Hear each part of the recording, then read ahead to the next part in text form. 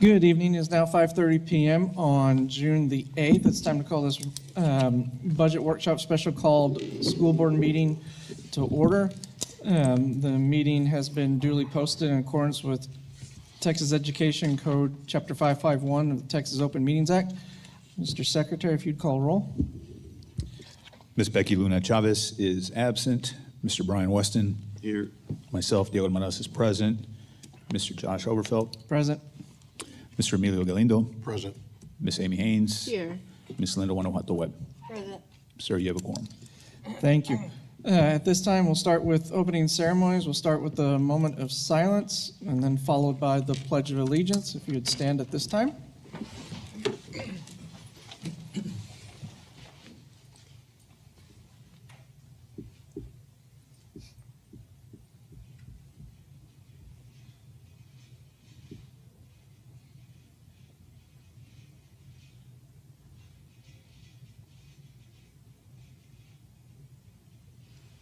Thank you. And now the Pledge of Allegiance. I pledge allegiance to the flag of the United States of America and to the republic for which it stands, one nation, under God, indivisible, with liberty and justice for all. Thank you. We will open the budget workshop portion with three budget workshop A, 2026-2027 revenue and expenditures. Ms. Amy Childress.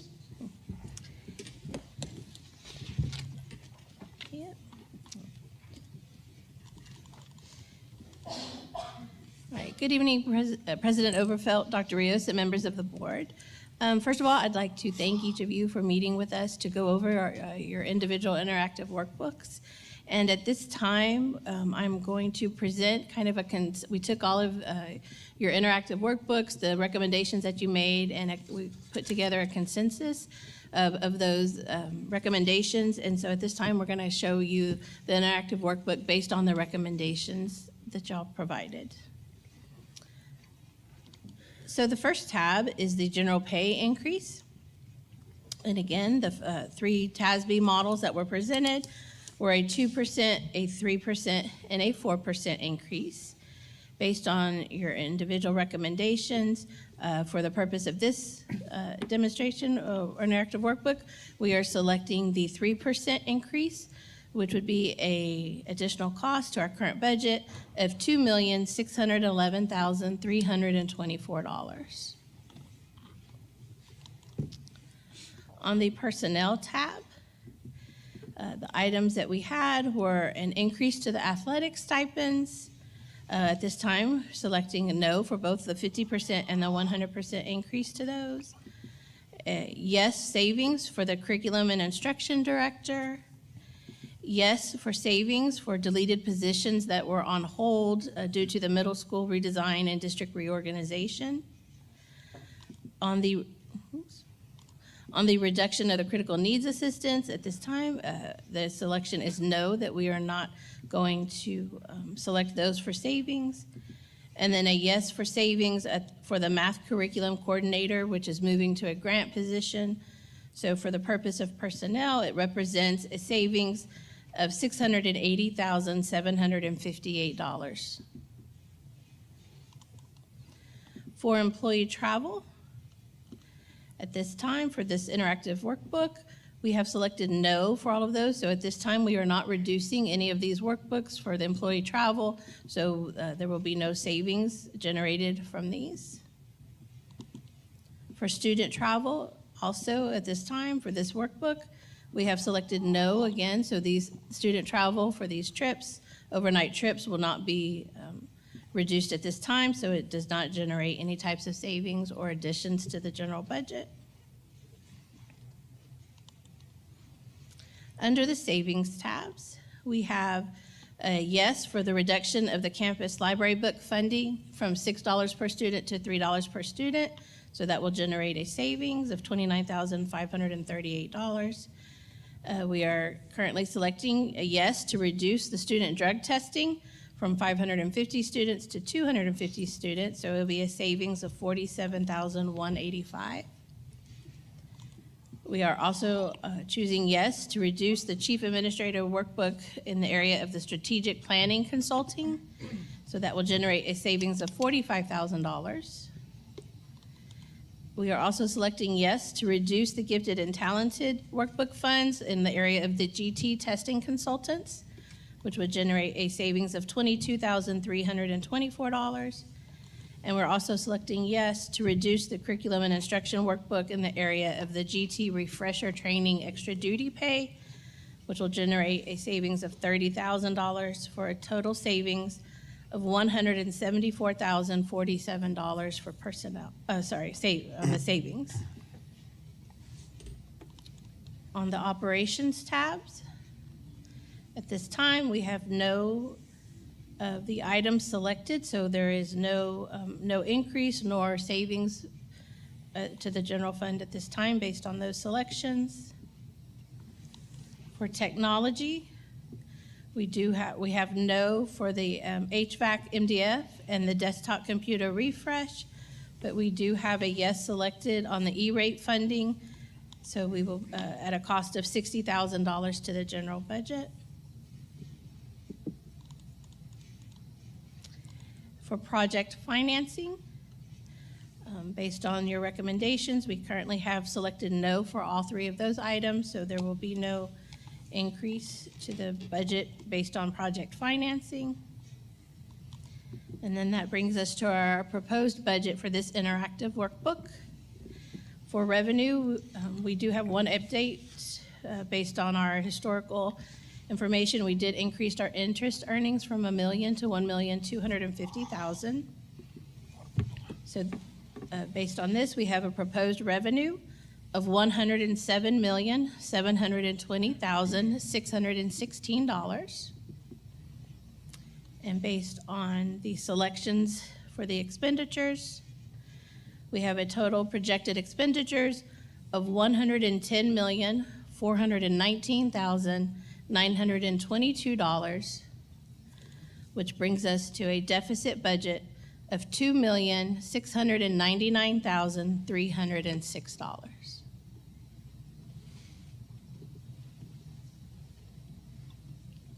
Any questions? Dr. Rios?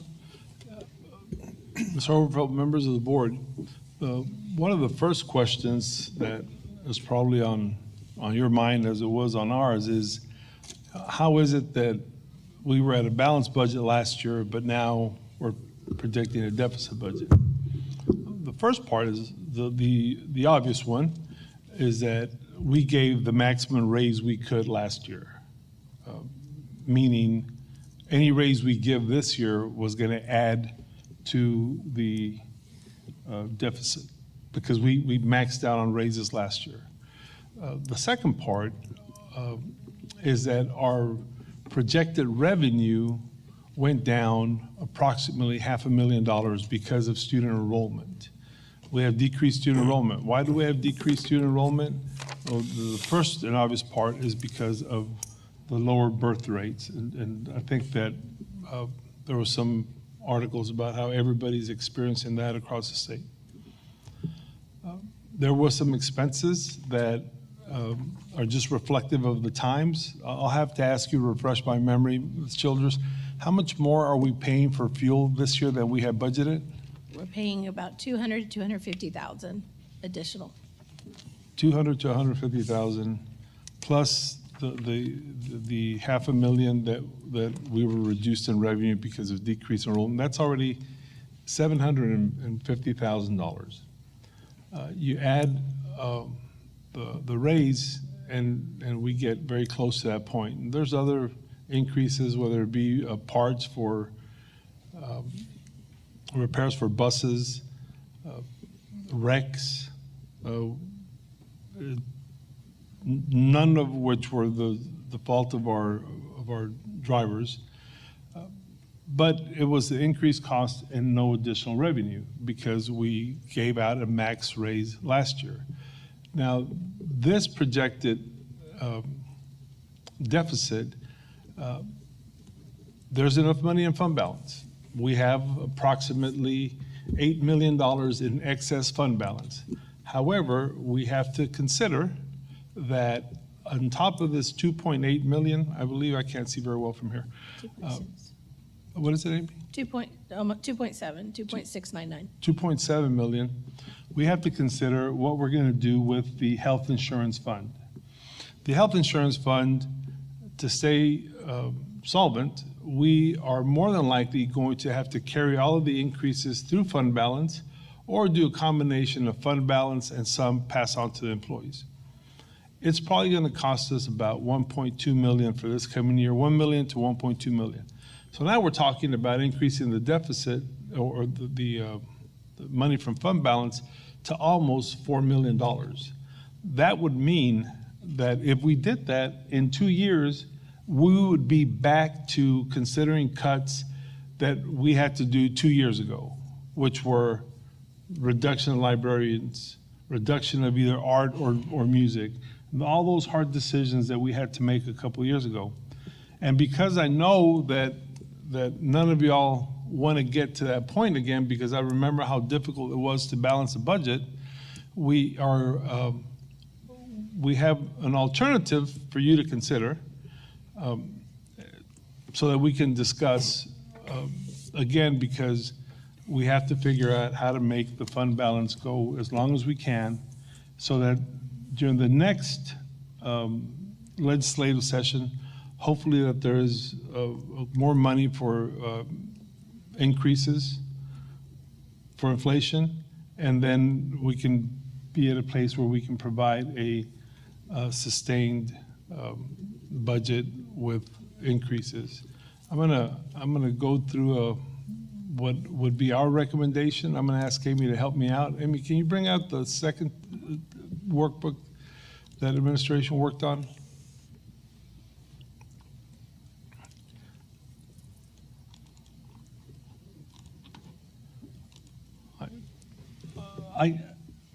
As a superintendent, as a deputy superintendent, we cannot recommend an increase for money that we don't have.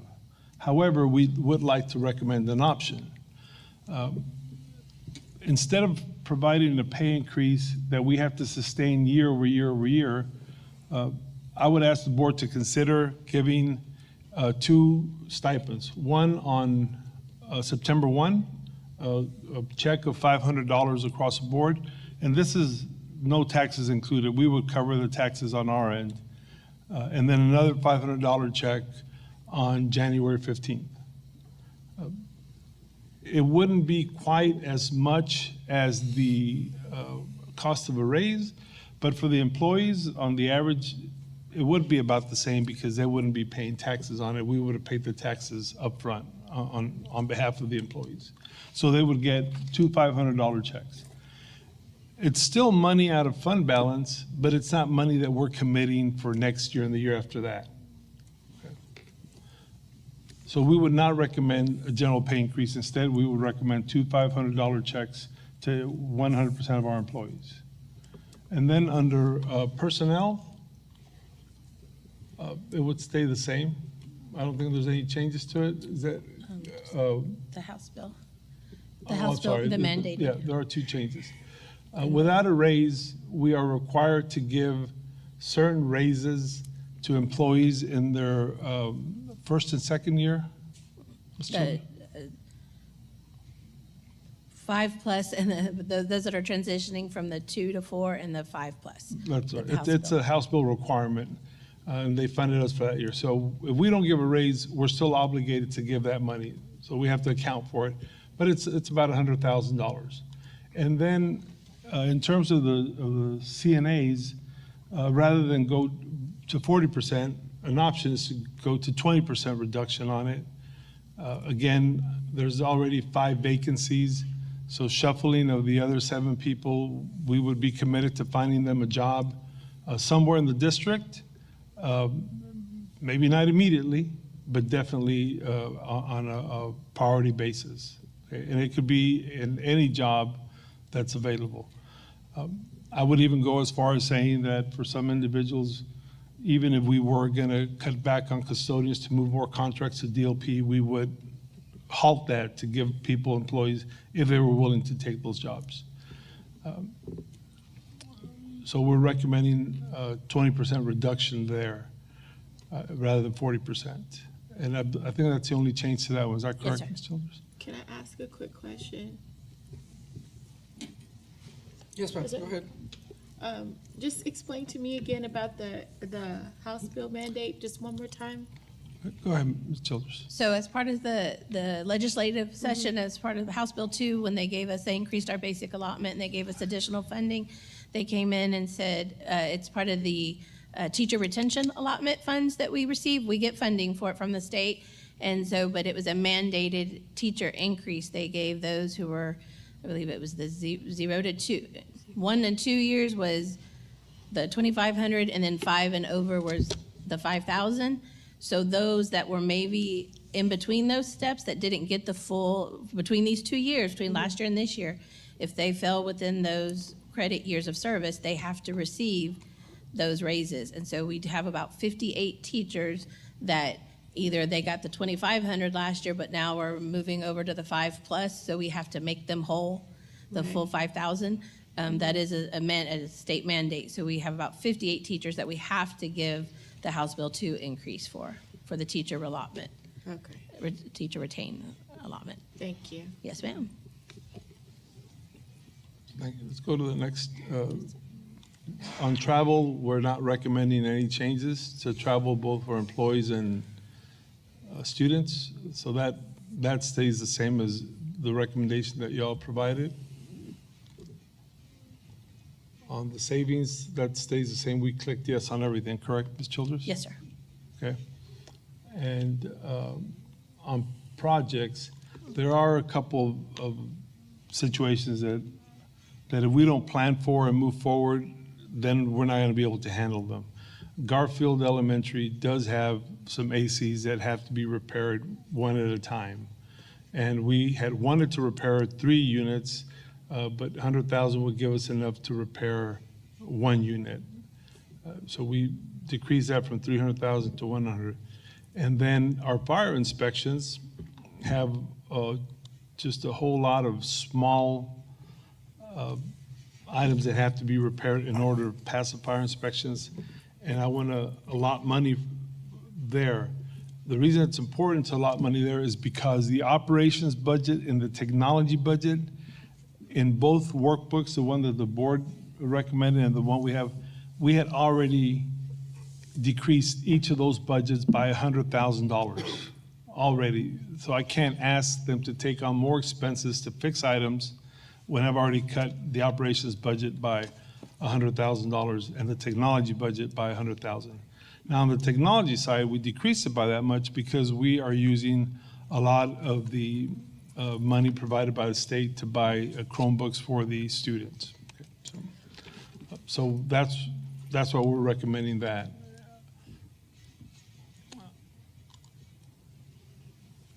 Technology is the next. Technology, I'm removing the E-rate for this coming year.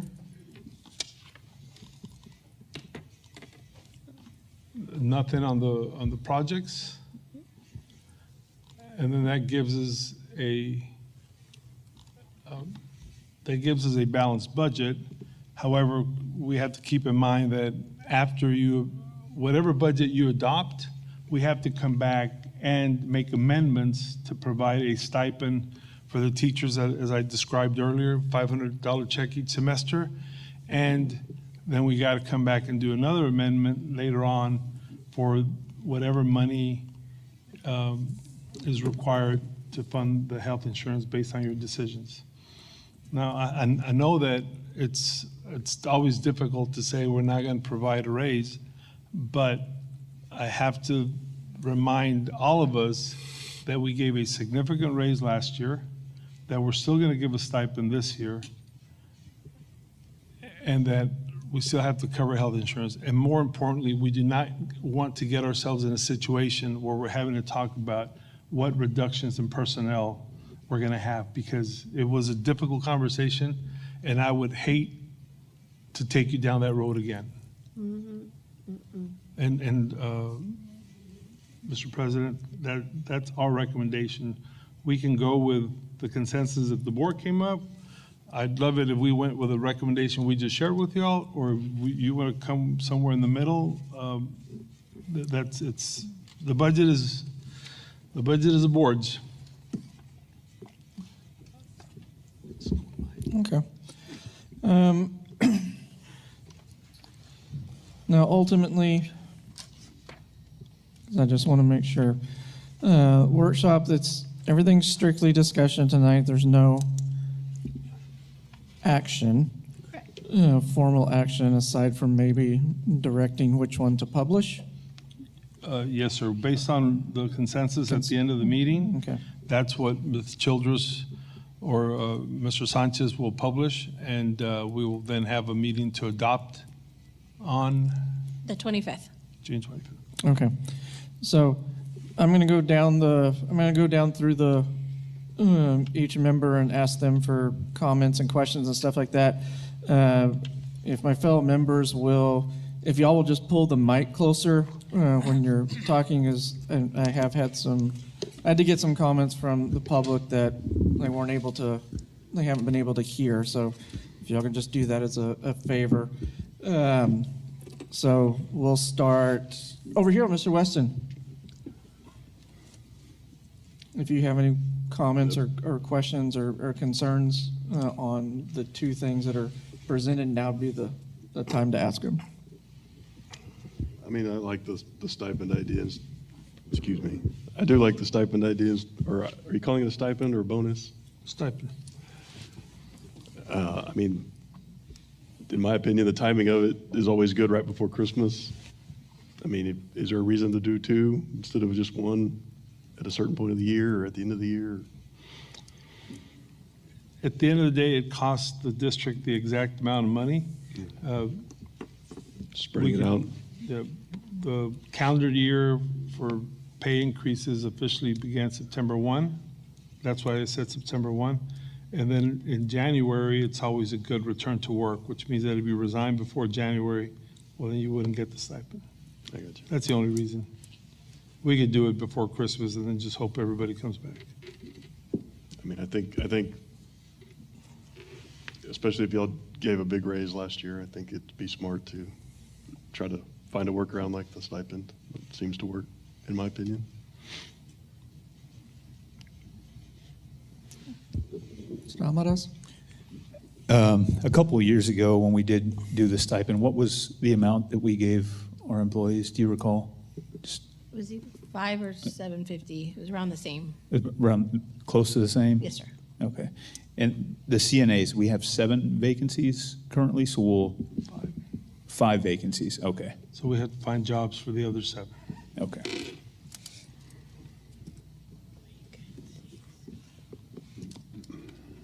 Mr. Galindo?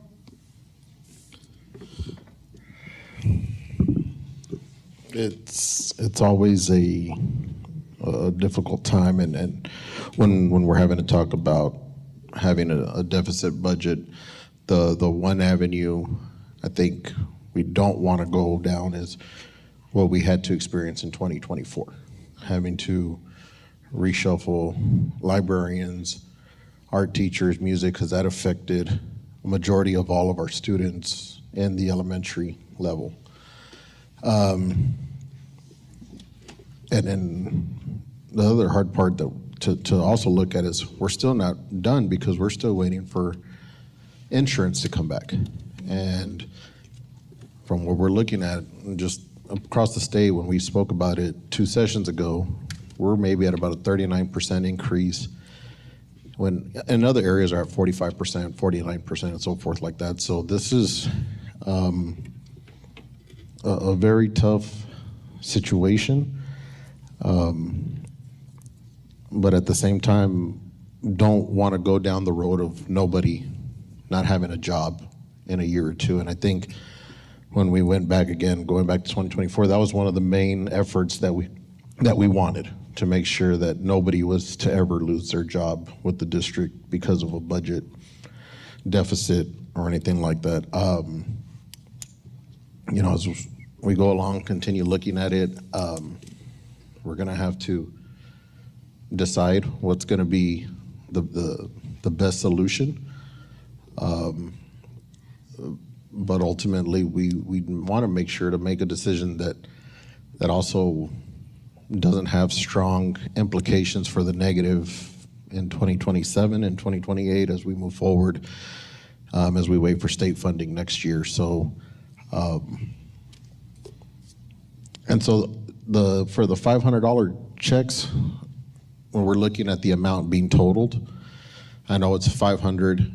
So then would it be about 650 total, and then the taxes would be pulled back, and so then about fund balance, maybe about 1.5, 1.6 would be About taken one- down and Yes, put us about about 6.5 estimated? 1.5. Okay. And so the other question, I know you included one AC, Dr. Rios. Yes, sir.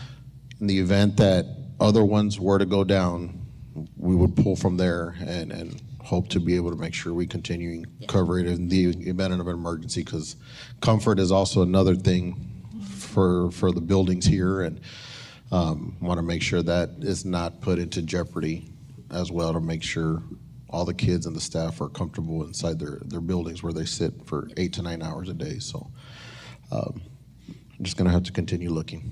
Yes, sir. I do agree with Mr. Galindo on not going back down that road of having to move or put people on hold. And I'm not for anybody, losing their job as well. I wrote down 5 vacancies. Is that correct? Did I write that right? For the CNAs? For CNAs? Yes, I believe so, yes. Okay, so you have 5 believe vacancies so. now, and then you'll fill those, correct? Or no? Explain it to me one more time. We will reduce all CNAs by 12 positions. Okay, Of those 12, 5 are already vacancies. okay, That leaves us 7 individuals, and it'll be the 7 that were hired last, okay, okay, to find jobs for them in other areas in the district if they're willing to accept them. But I want to be clear that the 7 vacancies, they may not be qualified for a secretarial job because you need to type so many words per minute. correct. We could do a waiver if they're somewhere close to it, and we would just be transparent about it. But it would have to be for a certain job. There would, instead of giving a contract to DLP, we could offer custodial work to some of the individuals. It would be any job that pays as much as a CNA would, which is every job in the district that's above a CNA. I just wanted to be clear for myself, because I also don't, if we are able to, place them somewhere, if they're experienced as well. I'm glad you said that, so we can be clear on that. I'm a little, with the stipend, was that all we could do, was the 500 and the September 1st? And then in January or December, that's all we could do at this time? I would recommend that we do 500 now, and then before we do the other 500, we could look at, see how our interest accounts have generated funds, or maybe see if there's a vacancy pool that has generated savings, and make that decision 1 month. Commit to 500 now, Okay, and 500 later, but also commit to looking at our balance and see if there was some savings where we could perhaps go 750 if we could, right. if right. not 600, but definitely commit to looking at it again. Okay. Okay, thank you. Excuse me, but I'm sorry, could I Yes, ask sir. a question there? But the $1,000 roughly equates to a 2% raise, right? Is that what because it's tax-free to the employee. When we look at taxes, would be approximately a 2% raise. Except, it equates to the same expense to the district, but obviously to our lowest paid employee, it's a lot more than they would Right. otherwise gotten, and to our higher paid employees, it would be less than a 2% raise. but it would just keep everybody at the same amount. In the past, we differentiated, and it hurt some feelings, and the board asked us to come back and change it. I guess my point is, it's not an insignificant amount. I mean, it's Yeah. compared to what a raise would be. Yes, sir. Ms. Webb? I agree with the fact that we can look at the 500 and then look to see what else we can generate for them as a stipend. And I understand the fact that it equates to a 2% increase. However, it does not give any of our employees anything that they can add to their retirement aspect of it. So this is why we need to look at to see what else we can give them if the money is available for them. And the other question I had was, what happened to the wind farm allocations? So we have started receiving those. We've received about 4 million so far. But we have, due to some projects we had this year, we have also used some of that funding. So we are so right now we have a fund balance of about 8 million. We are estimating to add another 1.5 million, hopefully maybe 2 million due to the wind farm project. Our audit is done completed in November. So once we get, that's about, before the semester would go. So once we have our audit complete, we can then look, that will give us a true picture of what our excess fund balance is for the year. And we could look at that time to make. Because I definitely don't want to go back to what we had to do as far as moving art teachers and music teachers and librarians. I don't want to do that at all. I mean, it's not fair to them. But I do want to see what else would be available after we, like, if I'm going to go do it. After Ms. Amy does her mathematical calculations on the wind farm allocations, et cetera. Yes, ma'am. So, Okay. You have a follow-up, Dr. Rios, before I? Well, I know, Mr. Overfelt, that you're going to make some comments. I would only remind the board that the more fiscally responsible we are right now, the better the position the board will be in when we have to make a harder decision on health insurance coverage.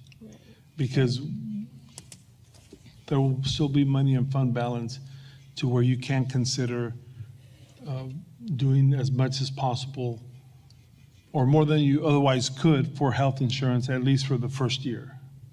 So it's because we know other expenses are coming, I would just encourage the board to be mindful of that. thank you, sir. So when we look at what's, as a history lesson or a politics lesson, when we look at what's going on around the state of Texas right now, even though last year we saw the passage of the particular House bill that was supposed to dump X amount of billions of dollars into public education, the interim committee on education last week met, and there's evidence that shows that all of that $8 or so billion never actually showed up. So it's not just us in this district facing it, it's districts across the entire state of Texas that are having to deal with declining enrollment, the voucher program, not going to call it the other thing, but it is a voucher program that's taking money from public ed. And we also have to be cognizant, and I want our employees to be cognizant of the fact that when we're looking at either trying to balance or we're looking at a $2.7 million deficit, while any deficit's bad, we're in a much better position than a lot of districts around the state. There's a district close to us that at the end of May only had $500 in its operating budget, and had to lay off 72 individuals. There's districts around the state that are facing tens of millions of dollars in deficits and having to let people go. Yes, absolutely. 2 years ago was probably the roughest, or not probably was, it was the absolute roughest budget cycle I had ever been through in the time that I've served on the board. And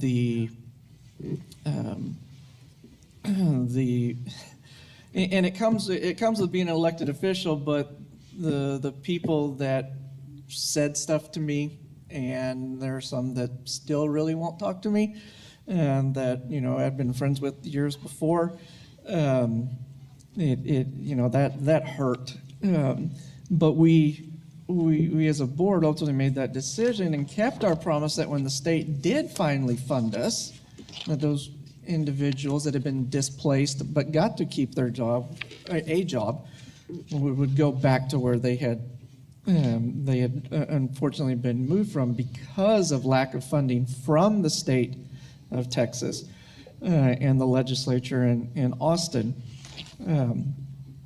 So, yeah, that was an absolutely painful year. I definitely don't want to go down that road, but I fear what's coming in the next session in 27 with what's already kind of being projected, and with the models that they're using with TEA pushing to fund only on TIA, the teacher incentive allotment, and reduce the amount of funding that it gives districts to be able to pay those who aren't qualifying for TIA. And again, those are decisions that are being made by 181 individuals in Austin every other year. And unfortunately, it trickles down, and we're the ones who get yelled at or berated and whatever it might go in and be. I do remember that year that we could not give a raise in doing the stipend. And while it may not have been what everybody wanted within the district, at least we were able to give something, and it wasn't what I would call a 0 year where nobody got anything. And if we're at that point again, because again, we gave the maximum last year because the money was there, and the state, for the most part, made us somewhat whole on it, so we were able to do that. It is unfortunately something that we're going to have to seriously consider. I know administration would like to do 500. In a more ideal setting, I wish it was 750 and 750, but I understand the finances of it because we also have to anticipate what insurance is going to do, what we're going to have to put into the insurance. And I know the comment was made several sessions ago of, we'd jump for joy if it was only a 10% increase and it came back at 39. And I know we're still waiting on the others. And I think there would be jumping for joy if any of the others come back under 39%. But when we hear of other districts where it's going up 40 plus, 60 something percent, it's not. I know the county the county just had to approve that its rates were all going up because it paid out more in claims than it did in what it took in, and we're basically there as well. And guess what I want individuals to understand who may watch this later is the board's committed to giving at least something this year, whether it is a stipend, and then also not having to lay off individuals. That's collectively what I hear from the other 6 of us, other 5 of us up here, and I'm sure Ms. Chavez would speak the same. Just like we had to do 2 years ago in going in, and it's going to be it'll be a rough year, but if the state goes in and does what it should do constitutionally, which is fully fund public education, then we'll be able to do more. But yes, we don't want to be in 2 years where we do have to let people go. because that is a horrible feeling. We came close to it 2 years ago, and we're able to not let it happen. So I think for the most part we're committed to, if it's the zero-based one that we publish, that we look at as a 500. As we get a couple months into it, and like you said, as we get closer to the new year and our interest statements come back, or if there are vacancies that have pooled money, if we're able to increase, that would be a good thing to go in and do to show our employees that we're going to do everything that we can to ensure that you're getting something and not nothing, and we're not having to lay people off. I know that was a long roundabout way of going in and saying that, but I think, again, people need to understand that it's decisions that are made in Austin that ultimately affect what we have to do, and unfortunately, we're the ones that bear the brunt of it. So so is that kind of the direction that I get from my fellow board members, is looking at the 500 with going in and possibly, as we get closer to the first of the year in 27, if it allows, coming back, restudying, and possibly upping that, and excuse me, and then waiting to, of course, have that very difficult conversation when the final insurance numbers come back.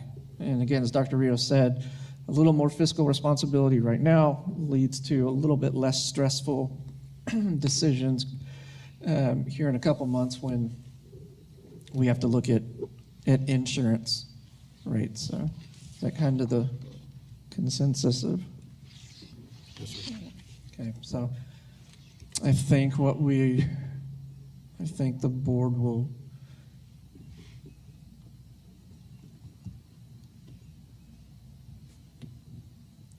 go with the zero-based publication, or the zero-based one as presented for publication, with those hopes and caveats in there, as opposed to a $2.7 million deficit budget to be published.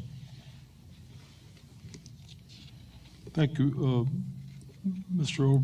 Board President Overfelt. And again, I want to share with the trustees and with anybody watching, this budget is after we did significant reductions to the budget. For example, aside from reducing the technology budget and the operations budget, there's also money that we would give the campuses discretion to do incentives, whether they be for teachers or for students, and even that was reduced by $100,000.